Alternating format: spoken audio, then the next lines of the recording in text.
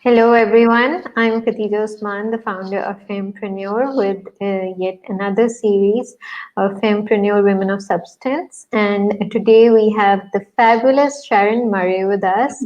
And Sharon had been working as a VA till she realized that her ideal client is on LinkedIn. And since then, she has been absorbing all things LinkedIn, and she totally fell in love with the platform.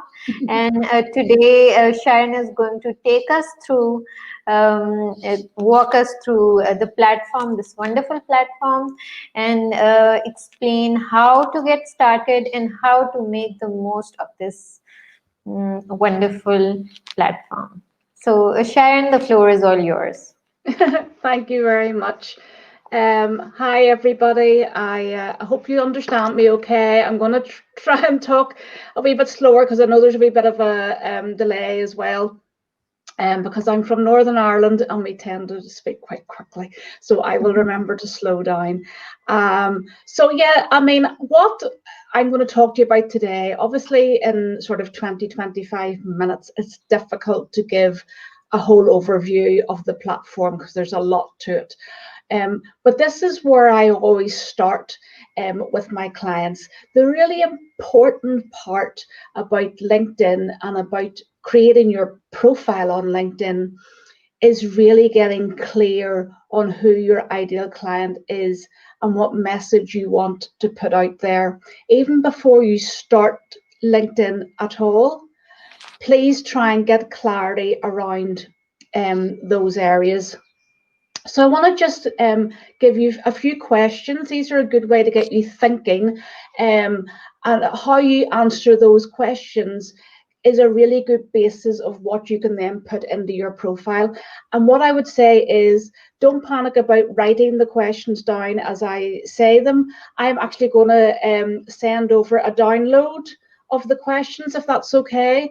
The people can then download a PDF and it will have all the questions on it. So I'll do that after this recording. So some of the questions that you need to think about to get very clear before you look at your profile is, firstly, why does your business actually exist? We are all in business because we solve a problem. So get very, very clear on what problem it is that you're actually solving. I'm just looking at another screen, so apologies if I turn my head around. I'm just reading these off a screen. Think about that real problem that you're solving. What is keeping your ideal client awake at night? Think of it as, how are they seeing the problem in their mind? The next question that's really useful to think about is, what have they maybe tried before to solve this problem, but it hasn't worked? Probably people have tried some sort of a free option or a cheaper option, thinking that they're saving money, but it actually hasn't really solved. It's maybe given them just a very quick fix, but it hasn't really got down to the root of the problem, and the problem will keep reoccurring. So that's a really important one as well, to try and think about, what have they tried before and it hasn't worked. Think about then how it is that you actually solve their problem. What is the benefit of them using your service or buying your product? And the very, very important part of all of this is to really talk about the result. How buying your product or how buying your service is going to change their life, change their business, make them feel better, make them healthier, whatever the result is. We all buy what the outcome is, and we buy very much, especially women, with emotion.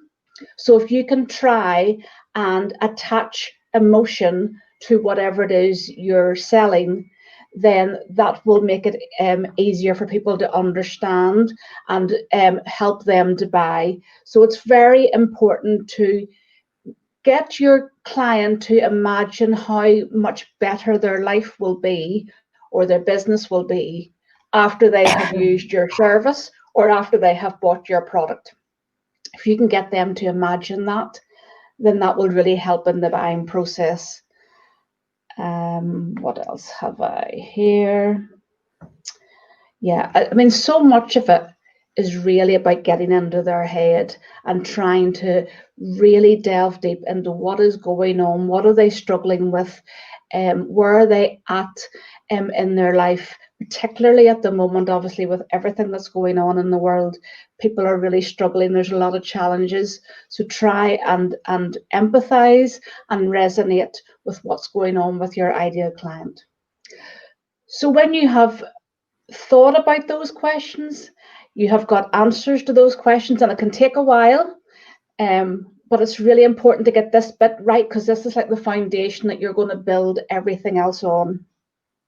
Once you have that written down, this is then when you can start to put that information actually into your nice shiny new LinkedIn profile. So what I'm going to do now is share my screen, and I'll show you what mine looks like, and you can see how that information from those questions is then slotted in to a profile. So let me just,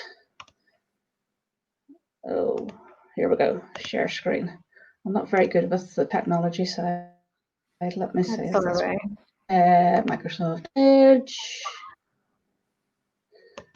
Where am I? It's not there at the moment. Hold on a little second. Oh, the wonders of technology. Okay.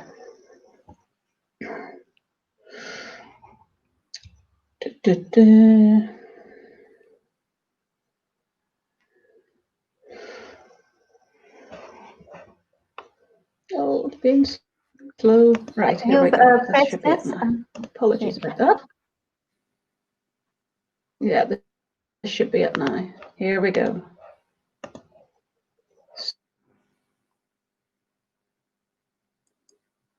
So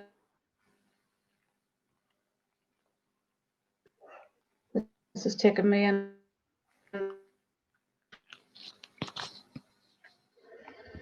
Oh, it's been.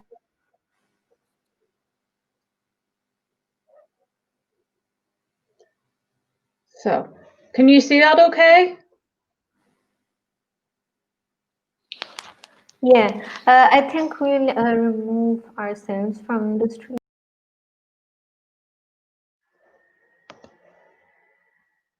Is everything okay?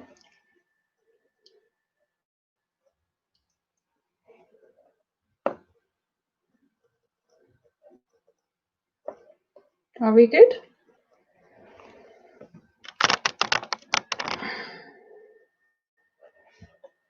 Okay. Sorry, apologies. My internet has been very, very slow.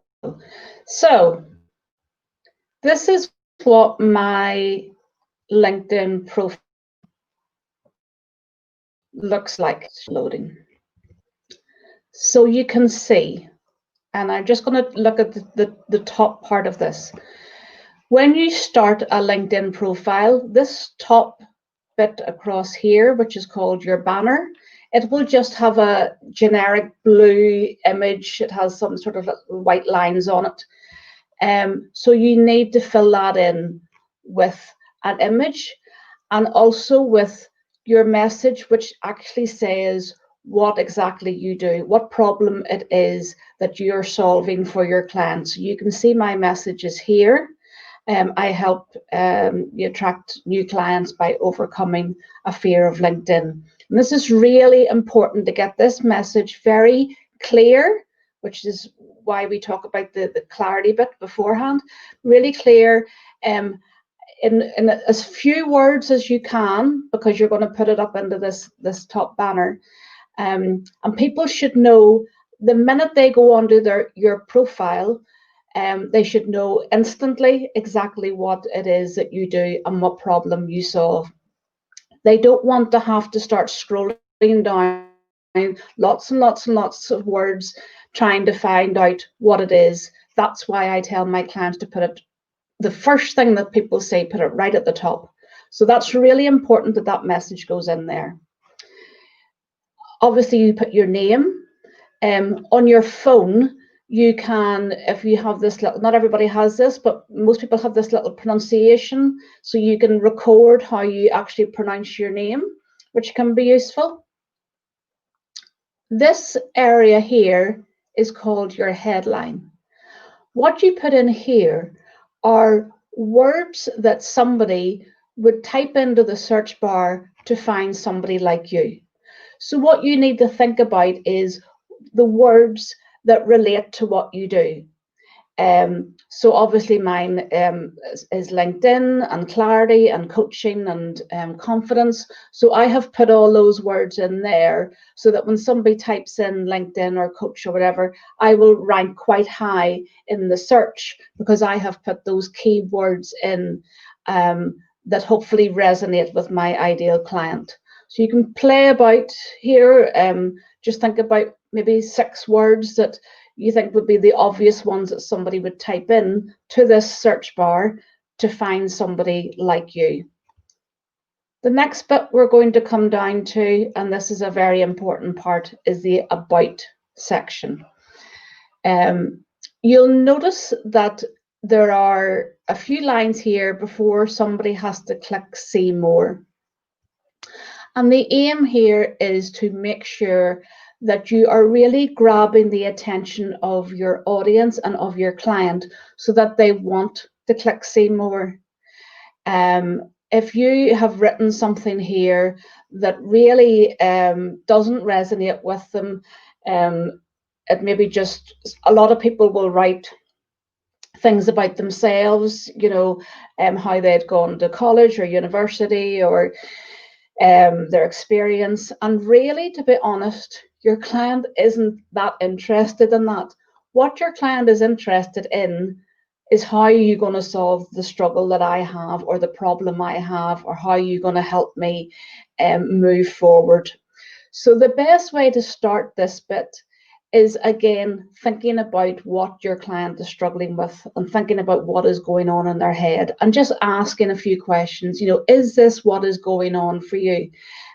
Is this holding you back?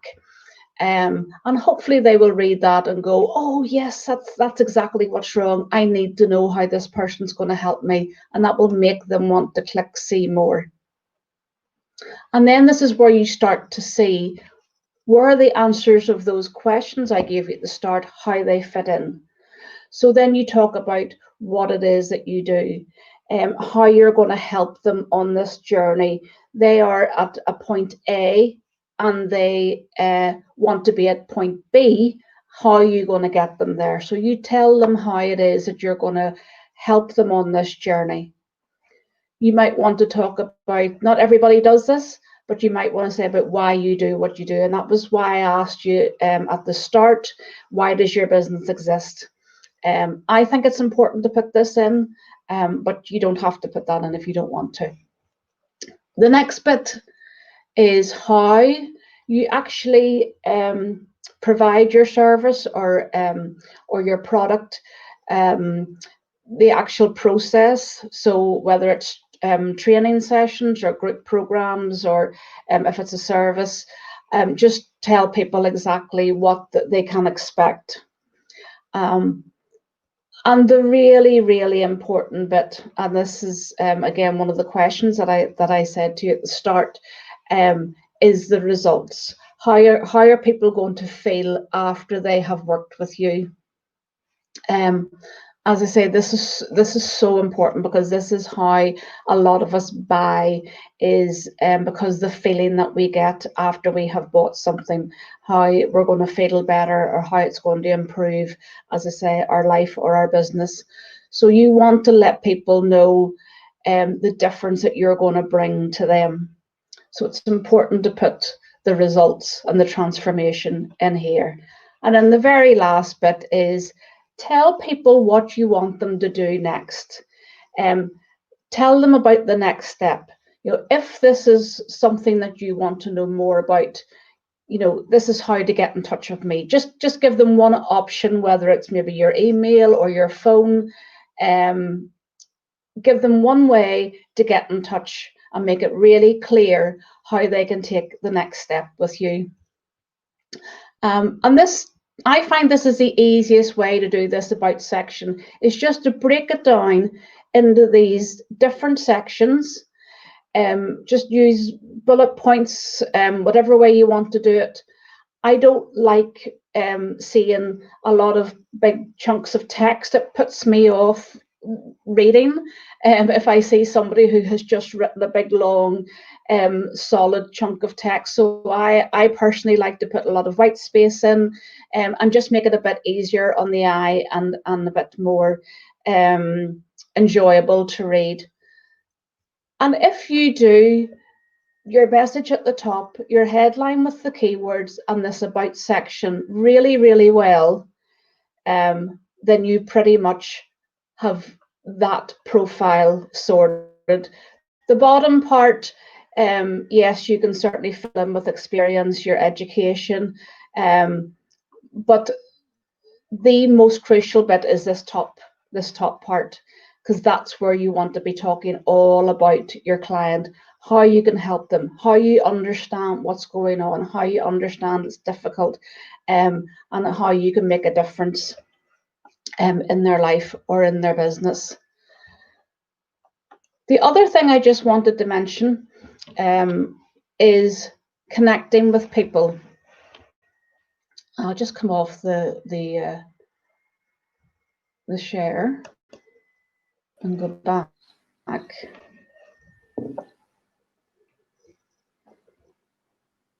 So just the final little bit around connecting with people. A lot of times people will say, should I accept all connection requests? And normally what I would say is just sort of use your common sense. You know, there are obvious ones that are, you know, would be scam. You can sort of tell if they, when you look at their profile, there's very little on it. They might only have 10 connections or something like that. And it can sort of be a bit obvious, and your gut instinct will be that doesn't seem right, so I'll not accept that. You might also get connection requests from people that you don't think are maybe in the same field or the same sector or wouldn't be your ideal client, but that doesn't necessarily mean that you should not be connected to them, because you need to think because you never really know where you can generate a lead from. Absolutely, and you don't know who they know and who they know, and yes, exactly. you know, that's how it builds up. And you need to think about people that can refer you, or people that you could maybe partner with, people that you might be able to use their service at some stage. It doesn't always have to be all around your ideal client. It's very much about networking and building up. The global networking platform. Very much so. And it's much more positive than Facebook. What do you think, Sharon? It is. I feel, especially over these last few months, because of the challenging time that we're in, that and a lot of people have said to me they have come away from Facebook, just because of a lot of the messages that have been going out on it, that people are getting frustrated with it, and you know, there's a lot of judgment going on. There's an awful lot of I've seen very nasty, really rude messages, and people don't need that at the minute. And that's one thing about LinkedIn, is I've never seen anybody criticize anybody on it. I've never seen anybody judge anybody. People are so supportive on it. It is professional, and people do hold it to be professional. And it doesn't mean that that has to be boring or, you know, stuff. It can still be fun. But there is much more of a professional, and I just, people will still put their opinion across, certainly, but in a much fairer way and a much more supportive way. And Sharon, I've noticed it, especially in our country, the trend is that freelancers and people who are running businesses from home, they're a bit hesitant to make profiles on LinkedIn, because they think it's very professional, and they're not confident enough, basically, well, with their CVs. And it's so, does it really matter? One can just begin, and it's not just about having a very fancy CV about you. That is It's a so world of true. opportunities out there. Yeah, that is so true. And I have done videos on this. I have done posts on this where I have said, please, please don't feel that you are inferior or inadequate or anything on LinkedIn just because you maybe haven't gone to university or you have. And it's back to that same Mhm. thing that I was saying to you. Sorry, I can't pronounce your name. I really apologize. Mhm. Sorry. Um, that your ideal client doesn't care. They honestly don't care about your educational background. And nobody has ever said to me, "Show me your certificate in LinkedIn training." I taught myself Mhm. completely, and all they want to know is, How can you can you? help them. How are you going to help me? Mhm. How can you guarantee that I'm going to feel better after using your service? And that's it. And that's where Mhm. the confidence will start to come from when people begin to realize, actually, I'm good at what I do now, and everything before really doesn't matter. Mhm. Nobody's going to ask me about that. Nobody's interested. We're all looking forward. We're not looking back. Yes. And that's very important. But it is a big thing. And that's why my title is actually LinkedIn Confidence Coach, because confidence is a really big issue, especially Exactly. around content.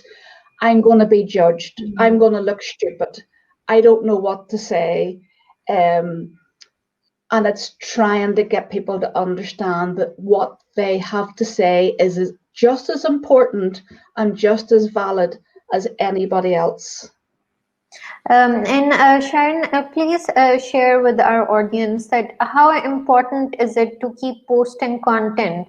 Like, it doesn't have to be something that you, like a quotation from you or something. It can be something forwarded, like they do on Facebook as well, from some philosopher or something positive, some positive content. How important is it to share that?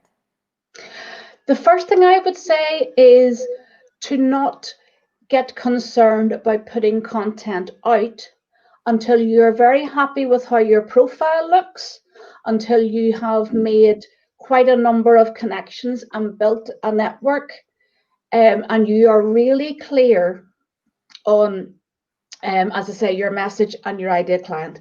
Then you can start to think about content. People sort of jump into putting these posts out and then wonder why nobody reads them or nobody engages in them, and it's because they're not talking to the right people. When you feel you're comfortable with what you want to say, I would say posting 2 or 3 times a week is enough.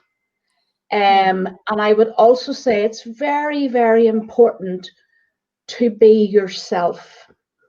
Don't feel that you have to write content that's very academic or professional or formal. Just be you. Write as if you're sitting in a coffee shop having a conversation with somebody, and write in that tone. And what people love to hear is your story.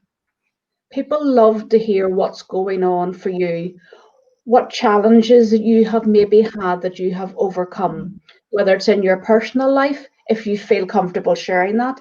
It might be in your business, it could be an obstacle, it could be something that's happened, but you have overcome it.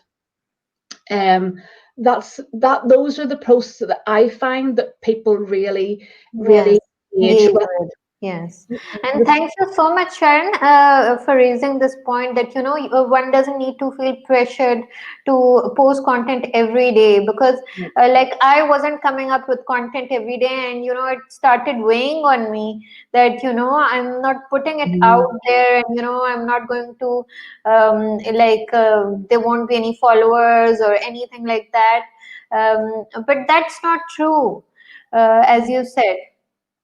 It's just as important. In fact, I feel it's more important to actually engage in other people's posts. Okay. Mm. That is really important, and actually people find that even more difficult than writing their own posts Exactly, that's so true. because I'll give you an yeah, example actually. There's this, I have this connection on LinkedIn, and he puts up these fabulous posts. They're so spot on, and the original, one can tell, like he's not copied it from somewhere. But the thing is that he never engages on anybody's posts. And then I see no engagement on his posts either. So engagement is very necessary to develop connections. And if you want to use LinkedIn, I feel, as a good source of networking, then you need to engage on other people's posts, besides just putting up content yourself, as you said.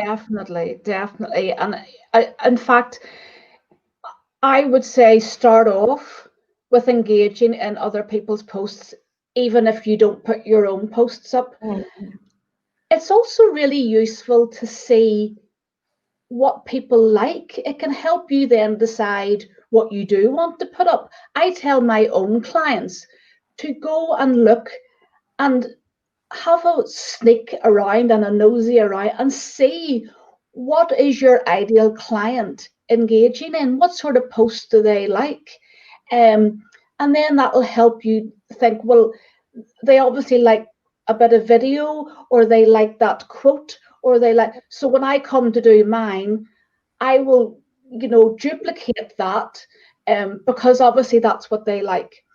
So don't get too caught up in thinking that you have to be so original and come out with this, mind blowing information. It can be really short and simple, but it can have a lot of impact.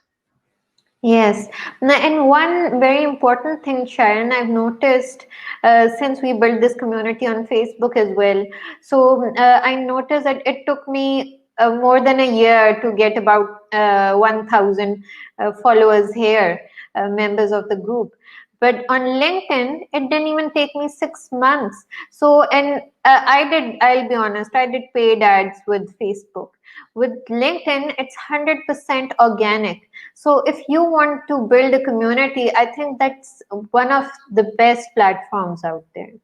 It And is. community is absolutely, sorry to cut you, No, no, no. community is absolutely necessary if you want to sell your services. Because once you have a big community, like a good following, I feel that a lot of your customers can be extracted from that community.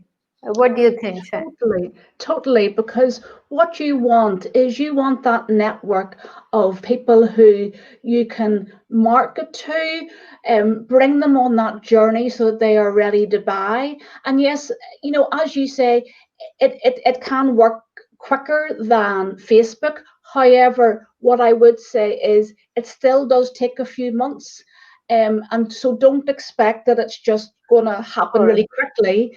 Mhm. And I think a lot of people, that's what puts them off LinkedIn, is because it's too slow for them. They think, oh, I'm going to get my ideal client in a few weeks. And I have to say, oh no, you need to have patience. You need to build it really slowly. Get that foundation right and build everything on top of it, Mm. and keep following through. But as you say, the communication bit, you need to communicate.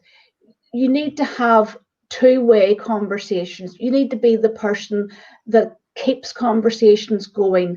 Be a nice person. Say Yes. to somebody, I loved your post. I love the way you write this. I just be a Mm. really nice person. Very positive like that. Be really positive. especially at the minute, because people are struggling and people are down, and it's not difficult to say to somebody, I love what your business stands Yeah. for, or anything like that. Just a short message can make such a difference. You don't even know to somebody's life how different that one message could make in one day. Exactly. And we have a lot of, as I said, home run businesses and entrepreneurs running businesses from home on this platform. And they feel, and a lot of them are in the culinary arts, so home Hmm. bakers. So they're very hesitant to go on LinkedIn because, according to them, they feel that the ideal client is on Facebook because we have lots of local food forums here. Hmm. And so, yes, the ideal client is there. But the thing is that if they're making high-end or good quality premium products, which requires imported ingredients like chocolates or flour, so Facebook is not going to help you get those suppliers or the B2B Hmm. part. They're not going to help you cut down on the costs. It's LinkedIn that's going to help you because basically it's B2B. And well, it started as B2B, right? But now it's so much more than that. It's a wonderful platform to be on. Although we're on Facebook, but I would still prefer LinkedIn anytime. And Yeah. Yeah, yeah, and as you say, it was always known as B2B, but I can see it starting to shift. And I think that certainly if you are developing a product or a service, as you said, the exact words high end, then mhm, LinkedIn is where you need to be, because people that are on there are professional people. They are high up in their job, so they have mhm, money, they have a good income, they're mhm. interested in high Yeah. end. They are fed up with Facebook. They If you're want looking for funds, you have VCs on it, and you have angel investors on it. exactly, So, exactly, it's a world exactly. of opportunities. I think Totally. And people who are missing out. they want to see something different because they are fed up seeing the same thing on Facebook all the Mhm. time. I saw actually somebody recently on LinkedIn, um, and he actually was a bespoke tailor. So he did like very high-end suits.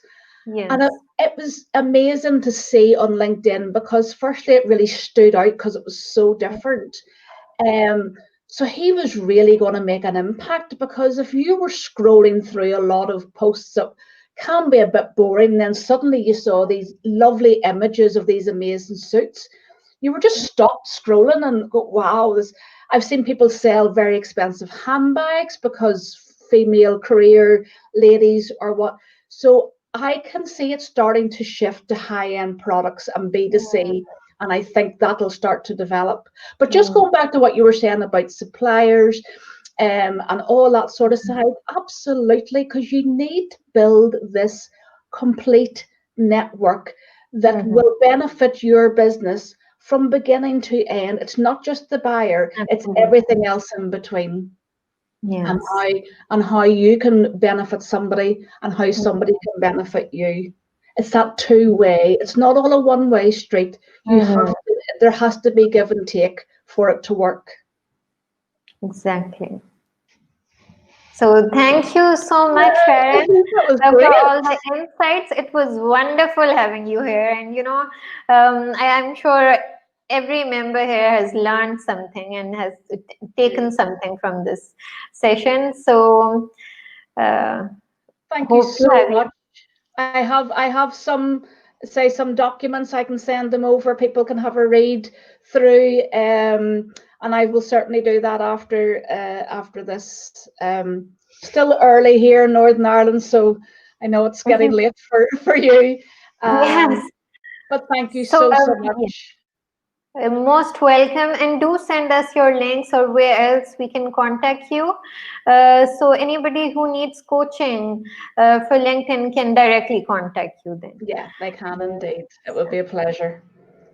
Yeah. So okay, thank Thank, you. thank you so Thank you much. everybody Bye. for watching. Bye. Bye.